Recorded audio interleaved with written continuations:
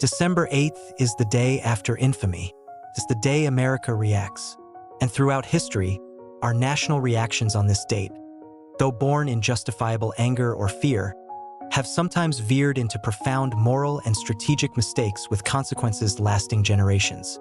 Welcome. We often remember the day of the attack, Pearl Harbor, 9/11. But it's the day after that defines the path forward. Today, we examine December 8th, a day that has repeatedly tested America's commitment to its own ideals in moments of crisis.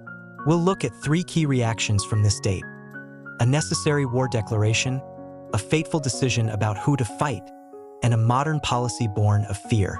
Together, they show how a nation under threat can sometimes lose its moral bearings. The reactions. Reaction number 1. America enters World War II, 1941. The necessary, just war. On December 8, 1941, President Franklin D.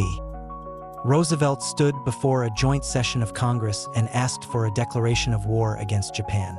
The vote was nearly unanimous. The context: the shock and outrage over Pearl Harbor. The action: this was the correct, necessary, and just response to an unprovoked act of war. It unified the nation and set America on the path to defeating imperial fascism. The important distinction: we start here not as a mistake, but as a benchmark. It shows a measured, constitutional response to a clear act of war by a nation-state. It's crucial to contrast this with what happened next, on the very same day. Reaction number 2. The Germany First strategy and its shadow, 1941. The strategic and moral prioritization. Also on December 8, 1941, in the very same White House, President Roosevelt made a less publicized, world-altering decision. Despite Japan's attack, he reaffirmed the Germany First strategy with Winston Churchill. The strategic logic: it was cold, hard realpolitik.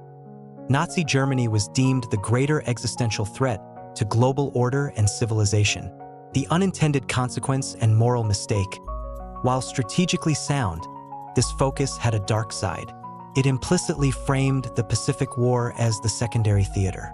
This, combined with deep-seated racial prejudice, contributed to a dehumanization of the Japanese enemy not seen in the European theater. It helped create the conditions for the propaganda, the internment of Japanese Americans, and the later willingness to use atomic weapons in a way never considered against Germany. The mistake wasn't the strategy itself, but the corrosive, racist attitudes it amplified. Reaction number 3. The INF Treaty signing, 1987. The promise of de-escalation. On December 8, 1987, a different kind of reaction took place. A reaction to decades of terrifying nuclear brinkmanship. President Ronald Reagan and Soviet leader Mikhail Gorbachev signed the Intermediate-Range Nuclear Forces INF Treaty. The context: the peak of Cold War tensions and the powerful anti-nuclear movement of the 1980s. The action: it was a historic victory for diplomacy. It banned an entire class of destabilizing nuclear missiles, mandated verification, and built crucial trust. It was a reaction against the arms race. The modern mistake, the ghost of this day. The mistake related to this day is its undoing. The U.S. withdrawal from the INF Treaty in 2019, citing Russian violations, erased this December 8th achievement. We reacted to a bad actor by dismantling the entire framework, arguably making the world less stable.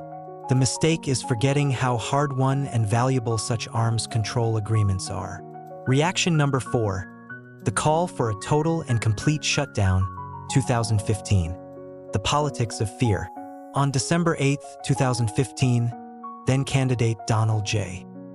Trump issued a press release calling for a total and complete shutdown of Muslims entering the United States. The context: the aftermath of the San Bernardino terrorist attack, a moment of national fear and grief. The action/reaction: this wasn't a policy aimed at a state or a specific enemy combatant. It was a reaction that framed an entire global religion, over 1 billion people, as a national security threat. The mistake: it was a profound moral and strategic error. Strategically, It alienated Muslim allies worldwide and served as a powerful recruitment tool for extremists. Morally, it betrayed the American principle of religious freedom and equal protection under the law. It was a reaction that weaponized fear against a broad group of people, echoing the worst aspects of the anti-Japanese sentiment of 1941. Synthesis and the pattern. Connecting the threads. So what's the pattern of December 8th? It's the day America, reeling from a blow, decides who the enemy is and how far to go. Defining the enemy, from a nation-state, Japan, to an ideology, Nazism, to a religion, Islam. The slippery slope of security. How a just war, 1941, can enable prejudice. How rejecting an arms treaty, the ghost of 1987, can increase danger. How security policy can violate core ideals. The erosion of principles. Each reaction tests the balance between safety and liberty, between decisive action and prejudiced overreach. Conclusion.